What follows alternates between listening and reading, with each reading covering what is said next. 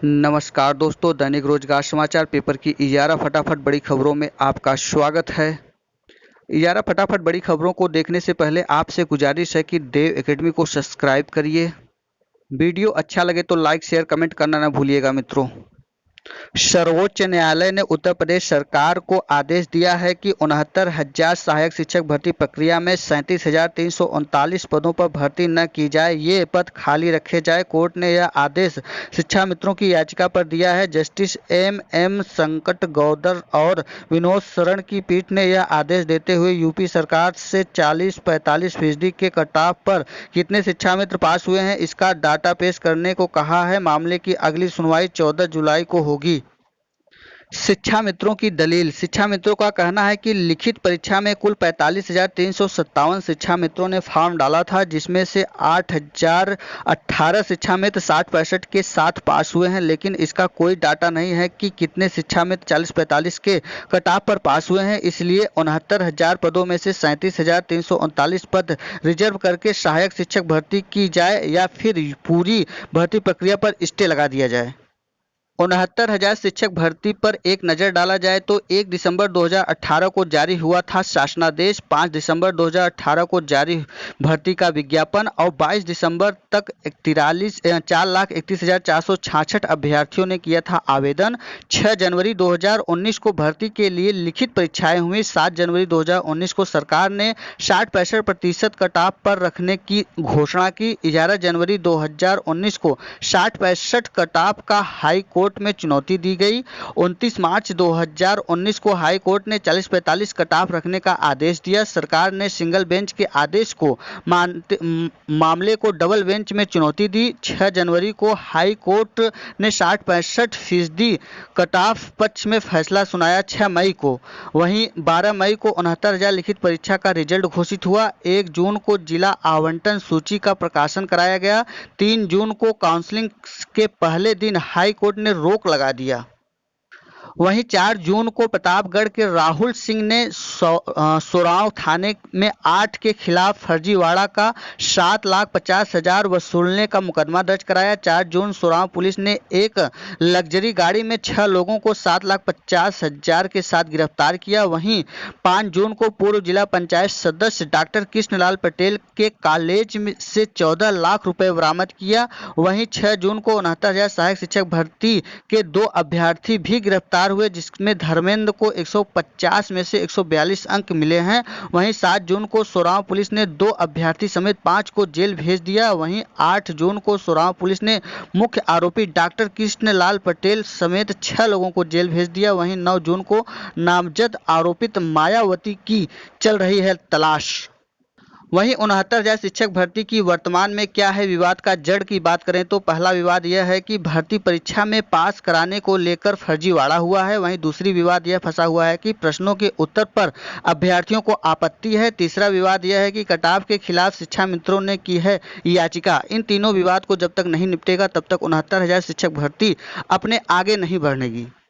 वहीं देखा जाए तो इलाहाबाद हाई कोर्ट ने एक बहुत बड़ा फैसला सुनाया है कि 69,000 सहायक अध्यापकों की भर्ती में नियुक्ति शासनादेशों और गाइडलाइन के आधार पर करने की मांग में दाखिल याचिका बेसिक शिक्षा परिषद की ओर से जानकारी मिलने पर निस्तारित कर दी। यह आदेश न्यायमूर्ति अश्वनी कुमार मिश्र ने देवेंद्र सिंह और 7 अन्य की याचिका पर दिया है। बेसिक शिक्षा परिषद की ओर से कोर्ट को बताया गया कि आवेदन की अंतिम तिथि 22 दिसंबर 2018 की अर्हता के लिए निर्धारित है। इस तिथि तक आवश्यक अर्हता वाले ही नियुक्ति के हकदार होंगे। इस जानकारी के बाद कोर्ट ने याचिका निस्तारित करते हुए रिकॉर्ड में दर्ज करने का निर्देश दिया। याचिका में मांग की गई है कि परिषद के आदेश दिया जाए कि नियुक्ति 16 मई 2020 के शासनादेश के तहत की गई है, लेकिन कोर्ट ने सीधा कह दिया कि 22 दिसंबर 2018 तक जिनकी अर्हताएं पूर्ण होंगी वही आवेदन के हकदार होंगे। अंतिम तिथि मान कर दिया है 22 दिसंबर 2018 को। बड़ा खुलासा, असली अनामिका शुक्ला आज भी बेरोजगार है। गोंडा की अनामिका शैक्षिक रिकॉर्ड बहुत ही अच्छा है। अनामिका ने वर्ष 2007 में हाई स्कूल की परीक्षा कस्तूरबा बालिका इंटर कॉलेज से पास की थी। उन्हें 80.16% अंक मिले थे। इंटर की परीक्षा उसने वर्ष 2009 में पास वेनी माधव जंग बहादुर कॉलेज से की थी, जिसमें उन्हें 78.6% अंक मिले। स्नातक की परीक्षा उसने रघुकुल महिला विद्या विद्यापीठ से 2012 में दी थी, जिसमें उन्हें 55.61% अंक मिला। आदर्श कन्या डिग्री कॉलेज जियापुर डांटा से वर्ष 1914 में पीजी किया, जिसमें उन्हें 76.5 अंक मिले, और टीटी 2015 में दी, जिसमें उन्हें 60% अंक मिले। कस्तूरबा स्कूल के लिए आवेदन करना पड़ा, बहुत बड़ा भारी पड़ा अनामिका को। अनामिका ने बताया कि उसने 2017 में साइंस टीचर पद पर सुल्तानपुर, जौनपुर, बस्ती, मिर्जापुर व लखनऊ जिले के लिए आवेदन किया था। बच्चा छोटा होने की वजह से किसी भी जिले में काउंसलिंग में भाग नहीं ले सकी। डिग्री का बेजा इस्तेमाल करने वालों पर केस दर्ज करने की तहरीर दी। अनामिका ने अपनी शैक्षिक अभिलेख का फर्जी दुरुपयोग कर नौकरी हथियाने वालों पर केस चलाने की तहरीर नगर कोतवाली में दी है। कोतवाल ने बताया कि अधिकारियों के निर्देश के बाद रिपोर्ट दर्ज कार्रवाई की जाएगी। बेसिक शिक्षा राज्य मंत्री डॉक्टर सतीश द्विवेदी ने कहा कि 11 मार्च को अनामिका शुक्ला प्रकरण की जांच के आदेश हुए। जांच के इनका नाम 9 जगह था। बागपत वाली शिक्षिका फरार हो गई और बाकी जगहों पर फोन नंबर बंद हो गए। लॉकडाउन में जांच पूरी नहीं हो पाई। 26 मई को हमने फिर से आवेदन किया। अनामिका मामला प्रेरणा फ्रेमवर्क से पकड़े गए थे सभी लोग। कस्तूरबा गांधी आवासीय विद्यालय में शिक्षकों की चयन प्रक्रिया बदली जाएगी। इसके संकेत बेसिक शिक्षा राज्य मंत्री डॉक्टर सतीश चंद्र द्विवेदी ने दिए हैं। अन्य सत्र से केजीवीवी की व्यवस्थाएं सुधारने के लिए जूनियर स्कूल की एक अध्यापिका को यहां से संबद्ध किया जाएगा। वहीं टैबलेट के माध्यम से बायोमेट्रिक हाजिरी भी इस सत्र से यहां लागू की जाएगी। प्रदेश में 745 केजीवी है। यहीं हम बात करते हैं केजीवी के मानदेय की, तो वार्डर को मिलता है 27,500, पूर्णकालीन शिक्षक को मिलता है 22,000 रुपए, वहीं अंशकालीन शिक्षक को 9,800 रुपए मिलते हैं। लेखाकार को मिलता है 11,000 रुपया। दीक्षा ऐप के माध्यम से भी हो रही है चेकिंग। दीक्षा ऐप के माध्यम से विभाग शिक्षकों की ट्रेनिंग करा रहा है। यहां पर भी शिक्षकों के ब्यौरे मांगे गए हैं। विभाग अब इन ब्यौरों के आधार पर भी जांच कर रही है कि कहीं एक ही ब्यौरे वाले शिक्षकों की अलग अलग जिलों में नियुक्ति तो नहीं है। वेटिंग लिस्ट से नियुक्ति से पहले मांगी रिपोर्ट। टीजीटी 2013 का मामला माध्यमिक शिक्षा सेवा चयन बोर्ड की प्रशिक्षित स्नातक 2013 में भर्ती का मामला है। सहायक प्राप्त माध्यमिक विद्यालयों में कई अभ्यर्थियों ने कार्यभार ग्रहण नहीं किया है। अपर निदेशक माध्यमिक शिक्षा महेंद्र देव ने डीआईओएस के मांगी रिक्त पदों का रिपोर्ट। हाईकोर्ट के आदेश पर पहली बार प्रतिष्ठा सूची से हो रही है भर्ती। चयन बोर्ड ने 29 दिसंबर 2013 को प्रशिक्षित स्नातक में 6028 पद भर्ती शुरू हुई थी। 2017 में परिणाम घोषित किया गया था। विभिन्न विषयों में चयनित कई अभ्यर्थियों ने कार्यभार ग्रहण नहीं किया था। इस पर कई अभ्यर्थी ने प्रतीक्षा सूची से रिक्त पदों को भरने के लिए हाई कोर्ट में याचिका कर दी थी। हाई कोर्ट ने 28 दिसंबर 2019 और 22 जनवरी 2020 को खाली पद प्रतीक्षा सूची से भर्ती करने का आदेश माध्यमिक शिक्षा निदेशालय को दिया था। इसके अनुपालन में 18 से 22 फरवरी तक कार्यालय शिक्षा निदेशक माध्यमिक प्रयागराज में सुबह 10 से 2 बजे तक काउंसलिंग कराई गई। अब नियुक्ति पत्र जारी करने से पहले अपर निदेशक माध्यमिक आश्वस्त हो लेना चाहते हैं कि बाद में कोई विवाद की स्थिति न हो, इसलिए नियुक्ति के लिए मांग रहे हैं रिपोर्ट। पीसीएस परीक्षा कैलेंडर जारी किए जाने के बाद आयोग की भर्ती परीक्षाओं को लेकर बनी अनिश्चितता अब दूर हो गई है। प्रतियोगी छात्र अब इस कैलेंडर के मुताबिक भर्ती परीक्षाओं की तैयारी कर सकेंगे। हालांकि सोशल डिस्टेंसिंग का पालन करते हुए परीक्षाएं करा पाना आयोग के लिए बेहद चुनौतीपूर्ण होगा, खासतौर से उन परीक्षाओं को जिसमें अभ्यर्थियों की संख्या ज़्यादा है। वहीं हम बात कर लेते हैं कैलेंडर की, तो किस दिन की कौन सा परीक्षा है, चलिए देखते हैं। सहायक अभियोजन अधिकारी मुख्य परीक्षा 2018 यह 18 जुलाई 2020 को प्रस्तावित है। वहीं सम्मिलित राज्य प्रवर अधीनस्थ सेवा पीसीएस मुख्य परीक्षा 2019 या 25 जुलाई से होने की संभावना है। वहीं खंड शिक्षा अधिकारी प्रारंभिक परीक्षा बीईओ की परीक्षा 16 अगस्त को प्रस्तावित किया गया है। वहीं कंप्यूटर सहायक लोक सेवा आयोग परीक्षा 2019 की 23 अगस्त को प्रस्तावित है। समीक्षा अधिकारी सहायक समीक्षा अधिकारी प्री परीक्षा 2016 13 सितंबर को प्रस्तावित किया गया है। सहायक वन संरक्षक क्षेत्रीय वन अधिकारी मुख्य परीक्षा 2019 को 19 सितंबर 2020 को परीक्षा होने की संभावना है। पीसीएस एसीएफ आरएफओ प्रारंभिक परीक्षा 2020 इसका टाइम टेबल बताया गया है 11 अक्टूबर 2020 को इसका एग्जाम होने की संभावना है। सम्मिलित राज्य नियंत्रक सेवा परीक्षा 2020 यह 1 नवंबर 2020 को प्रस्तावित है। उद्योग विभाग के अंतरण सहायक प्रबंधन गैर तकनीकी स्क्रीनिंग परीक्षा 2016 यह 22 नवंबर को प्रस्तावित किया गया है। खंड शिक्षा अधिकारी मुख्य परीक्षा जो आपका होगा 6 दिसंबर 2020 को। वहीं समीक्षा अधिकारी सहायक समीक्षा अधिकारी मेंस 2016 की परीक्षा 22 दिसंबर 2020 को होगी। वहीं पीसीएस मेंस 2020 की परीक्षा 22 जनवरी को 2021 को प्रस्तावित किया गया है। वहीं एसीएफ एनआरएफओ मुख्य परीक्षा 2020 13 फरवरी 2021 प्रस्तावित किया गया है। देखिए इस टाइम टेबल के हिसाब से हो पाता है कि नहीं, क्योंकि कोरोना की वजह से कुछ संभावनाएं कम दिख रही हैं। इसी माह आएगा सीजीएल 2019 प्री का परिणाम। कर्मचारी चयन आयोग जून में 2 भर्ती परीक्षाओं के परिणाम घोषित करेगा। हालांकि अभी यह तय नहीं किया गया है कि यह दोनों परिणाम किस तिथि में जारी किए जाएंगे, पर परीक्षाओं के नाम आयोग ने बता दिए हैं।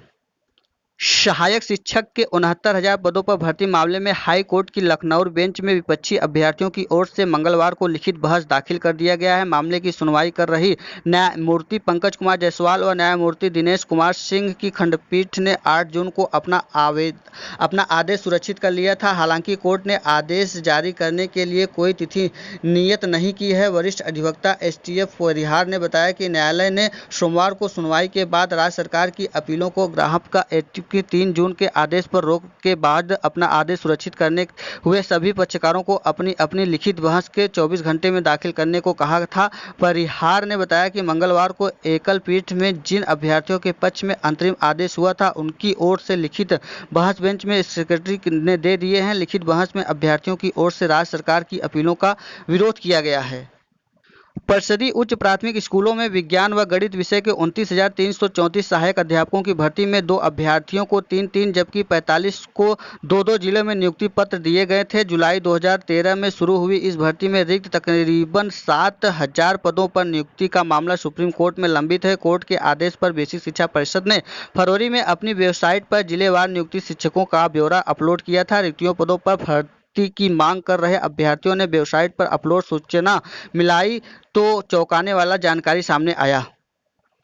69,000 शिक्षक भर्ती मामले में कांग्रेस महासचिव प्रियंका गांधी ने कहा कि वे युवाओं की लड़ाई लड़ेंगे। बेसिक शिक्षा राज्य मंत्री की प्रेस कॉन्फ्रेंसिंग के बाद उन्होंने फेसबुक लाइव के जरिए राज्य सरकार पर हमला बोला और कहा कि सरकार कह रही है कि एक सेंटर की दिक्कत है, वह प्रबंधन गिरफ्तार कर लिया गया है। अगर समस्या नहीं है तो इसके इतने सवाल क्यों उठ रहे हैं। उन्होंने कहा कि मुख्यमंत्री इसकी जिम्मेदारी ले रहे हैं कि नहीं, बताएं, इस पर ठोस कार्रवाई होनी चाहिए। उन्होंने कहा है कि जब से मैंने यूपी में काम करना शुरू किया तब से मैं देख रही हूं कि जो परीक्षाएं यूपी में हो रही हैं उसमें घोटाले होते हैं, नकल होते हैं और भ्रष्टाचार का मामला उठता है।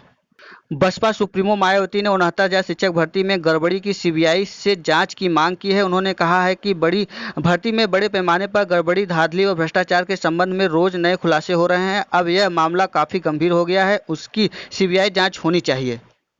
बेसिक शिक्षा राज्य मंत्री डॉक्टर सतीश चंद्र द्विवेदी ने मंगलवार को कहा कि 69,000 शिक्षक भर्ती प्रक्रिया ऑनलाइन है। अभ्यर्थी ऑनलाइन फॉर्म भरते हैं, उसमें विभाग कुछ नहीं करता। अभी अभ्यर्थियों की काउंसलिंग में प्रमाण पत्रों की जांच होगी। यदि अभ्यर्थी अपने फॉर्म के अनुसार प्रमाण पत्र नहीं देते तो उसे उनका लाभ नहीं मिलेगा। गोसाई अगर तिवारी सरनेम लगाता है तो उसके पास ओबीसी वर्ग का प्रमाण पत्र है तो उसे इसका लाभ मिलेगा। एसआरपी पर भी सरकार का पक्ष रखा। डॉक्टर दिनेश ने कहा कि 50% अनारक्षण वर्ग की सीटों पर आरक्षित वर्ग के मेरिटोरियस वर्ग के अभ्यर्थी भी चुने गए हैं, लेकिन जिला आवंटन में एमआरसी का ध्यान रखा गया है। जिला आवंटन में आरक्षित वर्ग के अभ्यर्थियों को उसके वर्ग की मेरिट के हिसाब से वरीयता वाला जिला दिया गया है। हमने इसका ध्यान रखा है।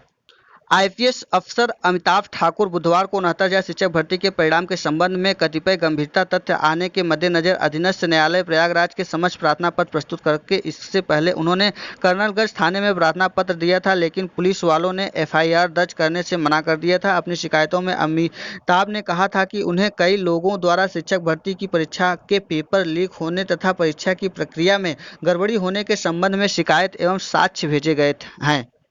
परिक्षेत्र के अनुदानित डिग्री कॉलेज में नए सत्र से शिक्षकों की कमी का संकट और सहयोग की इन कॉलेजों में 36 शिक्षक 30 जून को रिटायर होने जा रहे हैं। इन एडेड कॉलेजों में पहले से ही 40% शिक्षकों की कमी है। वाराणसी परिक्षेत्र में बनारस के अलावा चंदौली, गाजीपुर, जौनपुर, मिर्जापुर, सोनभद्र, भदोही, बलिया, आजमगढ़, मऊ जिले आते हैं। इन जिलों में वाराणसी के 8 समेत 54 अनुदानित कॉलेज में लंबे समय से शिक्षक के पद खाली हैं। पूरे प्रदेश में करीब 3900 पद रिक्त हैं। क्षेत्रीय उच्च शिक्षा अधिकारी डॉक्टर ज्ञान प्रकाश ने मुताबिक इन कॉलेजों में शिक्षकों के 2220 पद हैं। इनमें से 1310 पदों पर शिक्षक कार्य कर रहे हैं। इनमें से 36 शिक्षक 30 जून को रिटायर हो जाएंगे। उस शिक्षा अधिकारी ने बताया कि 2015 में विज्ञापित पदों पर लगभग 60% शिक्षकों की नियुक्ति हुई है, लेकिन लॉकडाउन के कारण इनकी ज्वाइनिंग नहीं हो सकी है। शिक्षक संगठनों के मुताबिक कॉलेजों में करीब 40% पद खाली हैं।